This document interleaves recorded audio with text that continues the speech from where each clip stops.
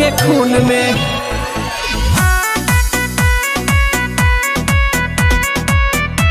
Iran के खून में।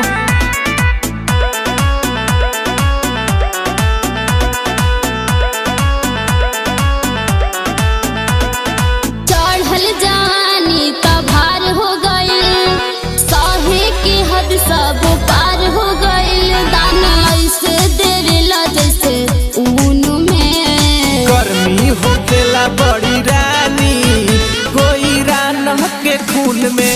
गर्मी होकेला बड़ी गोरी कोई रान के खून में। ऐसन का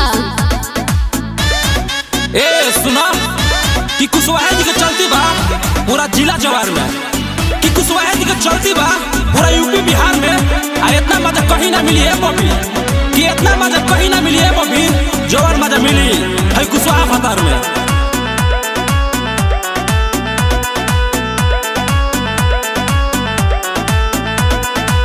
ढेर दिन से कर हम बोझ ढोवतानी, कैसे के कटी अकेले जवानी। कहाँ जाई बुझातो नहीं थे।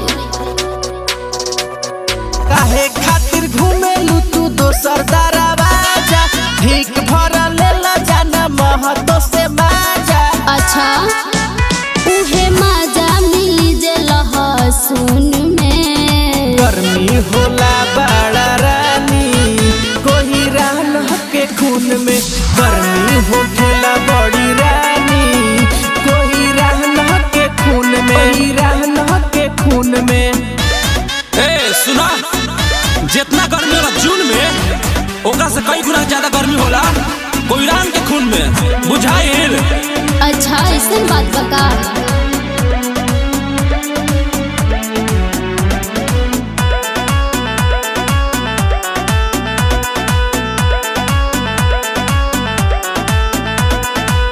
रह तू पास बर्दास नहीं होला, भीख भरे खा के लेके जइहा एक झोला।